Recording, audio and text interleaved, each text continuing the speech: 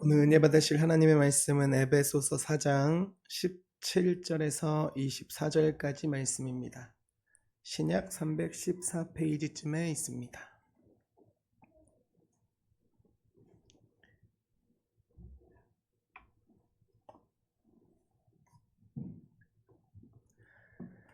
에베소서 4장 17절에서 24절까지 말씀입니다. 같이 한 목소리로 읽겠습니다. 시작. 그러므로 내가 이것을 말하며 주 안에서 증언하노니 이제부터 너희는 이방인이 그 마음에 허망한 것으로 행함같이 행하지 말라. 그들의 총명이 어두워지고 그들 가운데 있는 무지함과 그들의 마음이 굳어짐으로 말미암아 하나님의 생명에서 떠나 있도다. 그들이 감각 없는 자가 되어 자신을 방탕에 방임하여 모든 더러운 것을 욕심으로 행하되 오직 너희는 그리스도를 그같이 배우지 아니하였느니라. 진리가 예수 안에 있는 것 같이 너희가 참으로 그에게서 듣고 또한 그 안에서 가르침을 받았을진데 너희는 유혹의 욕심을 따라 썩어져가는 구습을 따르는 옛 사람을 벗어버리고 오직 너희의 심령이 새롭게 되어 하나님을 따라 의와 진리의 거룩함으로 지으심을 받은 새 사람을 입으라. 아멘. 사랑의 하나님 아버지, 이제 하나님의 말씀을 듣습니다. 말씀을 전하는 종에게 성령의 지혜를 더하시고 제 생각이 앞서지 않게 하시며 본문의 뜻을 바르게 전하게 하옵소서.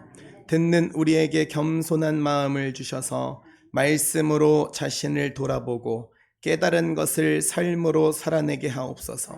예수 그리스도의 이름으로 기도드립니다. 아멘. 옆에 분과 인사하시겠습니다. 이곳에 성령께서 함께 하십니다. 감사합니다. 지난주에는 에베소서 4장 7절에서 16절 말씀을 통해서 그분에게까지라는 제목으로 말씀을 나눴습니다. 그리스도의 몸된 우리는 받은 은혜로 서로를 세우며 자라가고 사랑 안에서 그리스도에게까지 자라가야 한다라고 은혜를 나눴습니다. 1950년대에 니키 크루즈라는 청년이 있었습니다. 미국 뉴욕에 사는 사람이었는데 그 청년은 거리의 갱단에 들어갑니다. 그래서 일상이 싸우는 일이 되어버렸어요. 그런데 결국 그 크루즈라는 사람이 그 들어간 갱단에 깡패 집단의 우두머리가 됐어요. 조직을 이끄는 사람이 됐습니다. 그런데 어느 날 그 사람이 데이비드 윌커슨이라는 목사님을 만나요. 그리고 복음을 듣습니다. 그런데 복음을 들을 때 초반에 굉장히 아주 거칠게 반항했습니다. 거부했어요. 그런데 계속해서 복음을 듣던 그는 결국에 예수 그리스도를 만납니다. 근데 그의 삶을 보면 정말로 실질적으로 변화가 많이 일어났는데 일단 그 갱단 생활을 완전히 지워버렸습니다. 이전에 자신을 지배하던 삶으로 돌아가지 않았어요. 그 후에는 자신과 같은 거리의 청소년들에게 복음을 전하는 사역자가 되었습니다. 더 훗날에 그 사람은 여러 나라를 다니면서 자신의 이야기를 전하는 전도자가 되었고 자신의 삶을 담은 책도 남겼습니다. 니키 크루즈는 한 사람이지만 예수님을 알기 전과 알고 난 후에 완전히 방향이 바뀌어 버렸다는 거죠. 주님을 알게 된 이후에 살아가는 방향이 완전히 달라진 것입니다. 이 이야기를 들으면서 저도 여러분도 스스로에게 한 가지 질문을 던져봤으면 좋겠어요. 나는 예수님을 믿은 지 얼마나 되었는가가 아니라 예수님을 만났다고 생각하는 그 시점부터 지금까지 그 시간 동안 나는 무엇이 어떻게 달라졌는가를 물으면 어떻습니까? 오늘 바울은 에베소 교회 성도들에게 바로 그 부분을 말합니다. 예수님을 알고도 이전과 똑같은 방식으로 살아갈 수 있는가? 그렇다면 그리스도를 만난 이후에 우리의 삶은 어떻게 달라져야 할까요? 첫 번째, 이전의 삶의 방식을 벗으며 달라져야 합니다. 먼저 17절 말씀을 보겠습니다. 같이 읽겠습니다. 시작.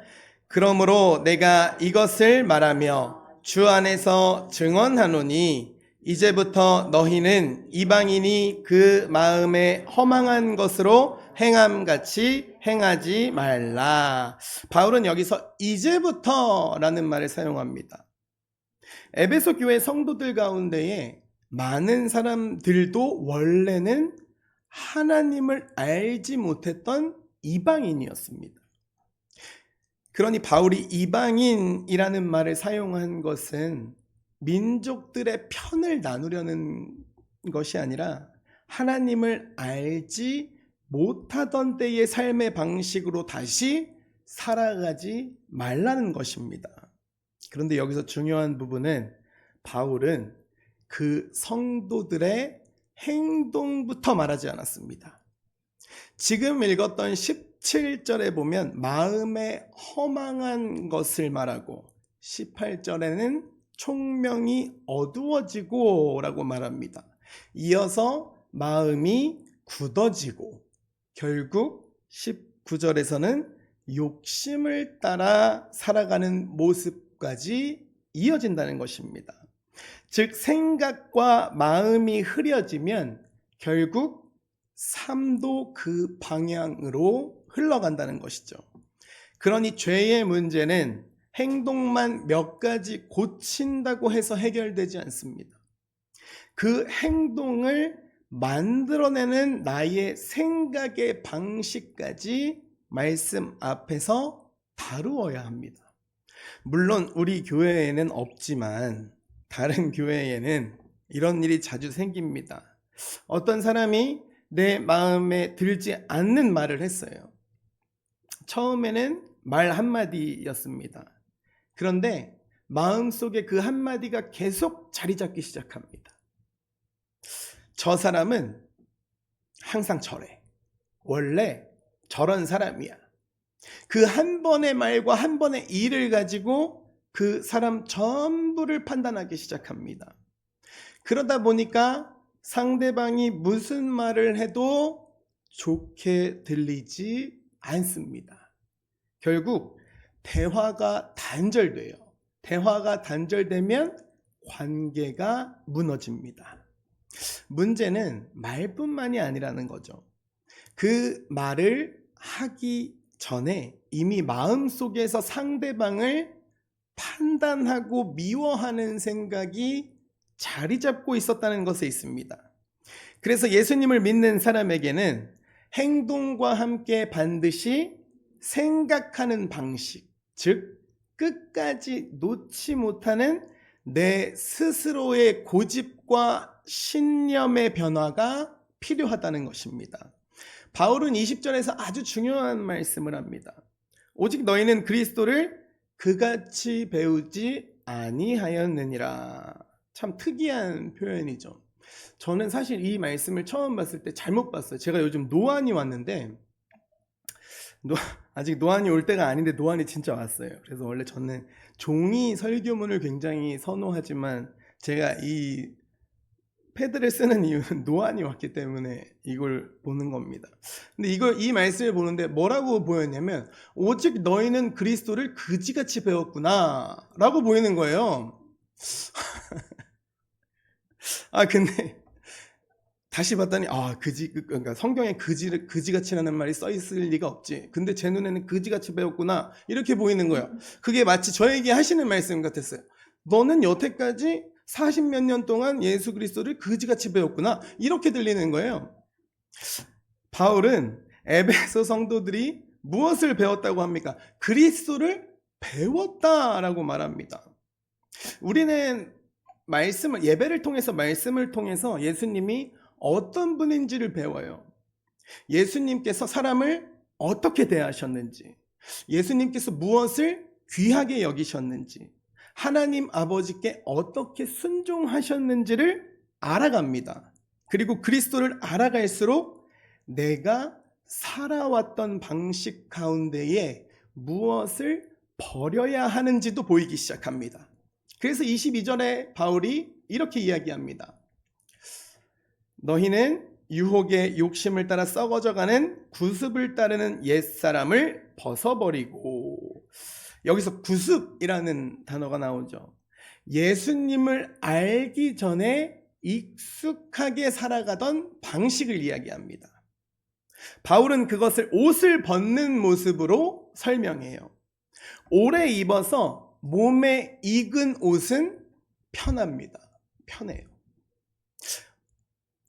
오래 입어서 몸에 익은 옷은 편하지만 그래서 낡았어도 쉽게 버리지 못합니다.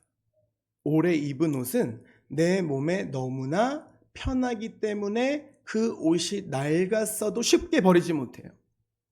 우리의 오래된 삶의 방식과 우리의 오래된 생각과 고정관념도 그렇습니다. 너무 익숙해져서 그것이 내 성격이라고 생각하고 원래 나는 이런 사람이야 라고 여기면서 살아갈 수 있어요. 하지만 그리스도를 배운 사람은 그것을 당연하게 여기지 않아야 합니다. 나는 원래 욱하는 사람이야. 나는 한번 마음이 상하면 풀리지 않아. 내가 틀린 말을 하지 않았는데 왜 내가 먼저 가서 사과해야 돼? 이렇게 내 모습을 정당화시키고 합리화하는 데서 끝나지 않고 예수님을 배운 사람답게 이 모습을 계속 가지고 살아도 되는가를 말씀 앞에서 묻게 됩니다. 골로새서 3장 9절에서도 바울은 이렇게 이야기합니다. 옛 사람과 그 행위를 벗어버리고. 사랑하는 성도 여러분, 예수님을 오래 믿었다는 것보다 더 중요한 것은 예수님을 알아가면서 내가 무엇을 벗어놓고 가고 있는가입니다. 전에는 당연했던 말이 이제는 마음에 걸리기 시작해야 돼요. 전에는 내 성격이라고 넘겼던 모습이 말씀 앞에서 부끄럽게 느껴지기 시작해야 합니다. 그러면 그것은 은혜입니다.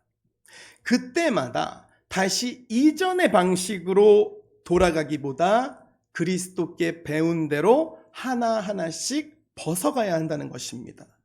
그리스도를 만난 이후 익숙했던 이전의 삶의 방식을 벗으며 정직하게 달라져가는 저와 여러분이 되시기를 주님의 이름으로 축복드립니다. 그렇다면 그리스도를 만난 이후 우리의 삶은 어떻게 달라져야 할까요? 두 번째, 마음이 새로워져 하나님을 따라 살아가야 합니다. 옛사람을 벗으라고 말했던 바울은 23절과 24절에서 새 사람의 삶을 설명합니다. 옛사람을 벗었다면 그 자리를 무엇으로 채워야 하는지도 말씀합니다. 23절과 24절을 같이 읽어보겠습니다. 시작. 오직 너희의 심령이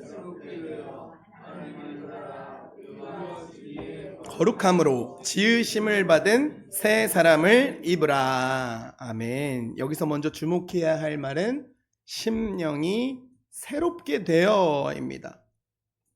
22절에서 바울은 옛사람을 벗으라고 말한 뒤에 곧바로 옛사람을 벗고 바로 새 사람을 입으라 라고 이야기하지 않았어요. 그 사이에 심령이 새롭게 되어 라는 말을 먼저 합니다.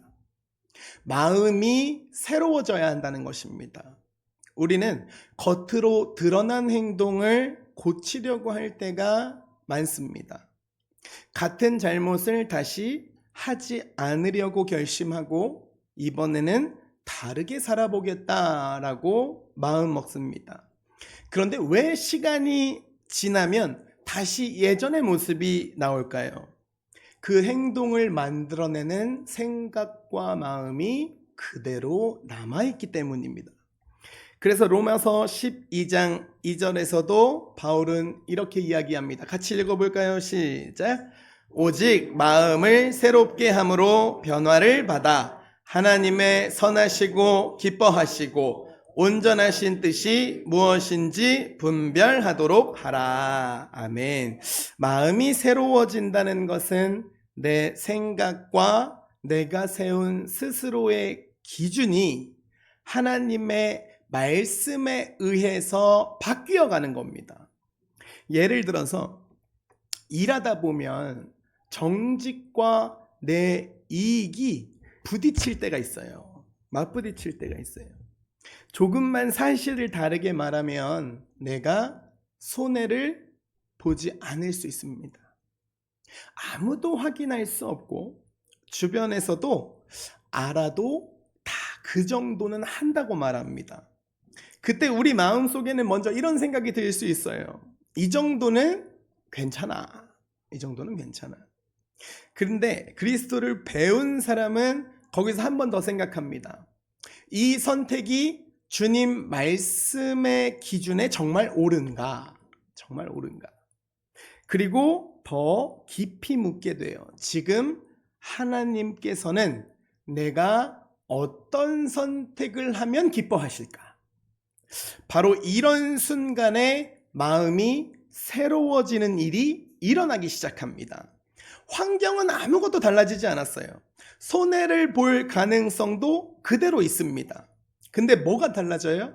무엇을 기준으로 분별하여 결정할 것인가가 달라진 것입니다. 내게 유리한가 보다 하나님께서 기뻐하시는가를 먼저 생각하기 시작하는 겁니다. 그렇게 마음이 새로워질 때 행동도 달라지기 시작합니다. 그래서 바울은 24절에서 새 사람을 입으라 라고 말합니다. 그런데 새 사람이 어떤 사람인지 본문이 아주 분명하게 말해줍니다. 하나님을 따라. 이 말이 참 중요해요. 새 사람의 기준은 오직 하나님입니다. 예전의 나와 비교해서 조금 나아진 것으로만 만족하는 것이 아니라 내 생각과 내 선택이 하나님을 닮아가고 있는가를 봐야 합니다. 저는 모태신앙이에요. 어머니의 뱃속에서부터. 근데 사실 저는 모태신앙이라는 말을 인정하지 않습니다. 저는 그 단어를 싫어해요. 싫어하고 인정하지 않습니다. 왜냐하면 아직 인격이 갖춰진 상태가 아니기 때문에 모태신앙이라는 말은 우리나라에서 그냥 만들어낸 단어예요. 그런데 모태신앙인 대부분인 사람들은 못된 신앙이라고 불리죠. 모태신앙, 못된 신앙. 참 누가 만들었는지 말을 참 잘 만들어놨어요. 왜 모태신앙이 못된 신앙이 되냐면 하나님을 언제 만났는지 모르기 때문이에요. 하나님. 너는 내 뱃속에서부터 하나님을 믿은 아이야. 그럼 나는 언제 하나님을 만났지?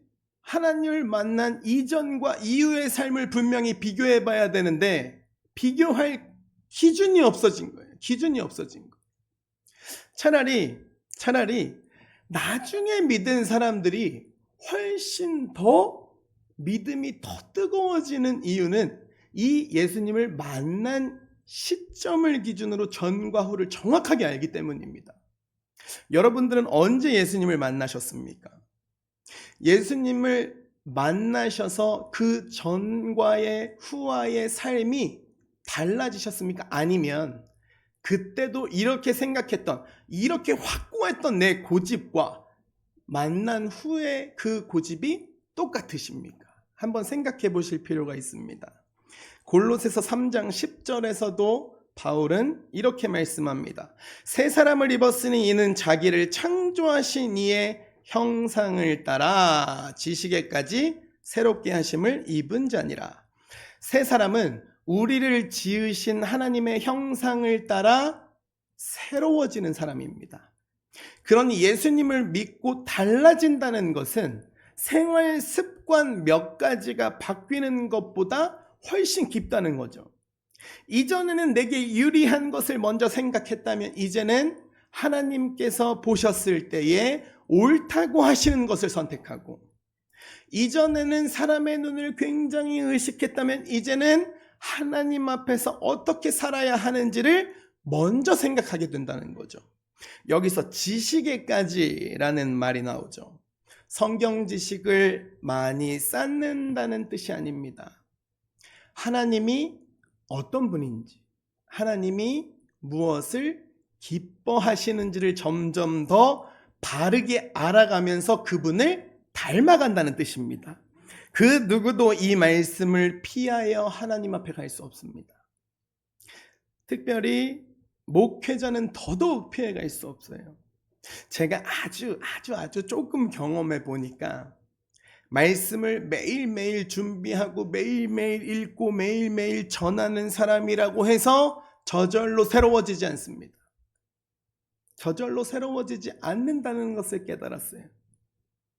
아무도 보지 않는 곳에서 어떤 선택을 하는지, 내게 손해가 되는 순간에도 말씀대로 살아가려고 하는 마음이 내게 있는지를 통해서 내가 정말 하나님을 따라가고 있는가가 드러납니다. 사랑하는 성도 여러분, 우리가 하루아침에 완전히 다른 사람이 되는 것은 아니에요.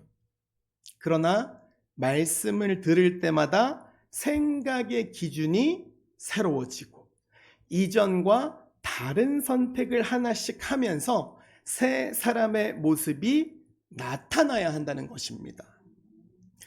마음이 말씀으로 새로워지고 우리의 선택 속에서 하나님을 닮아가는 저와 여러분이 되시기를 주님의 이름으로 축원합니다.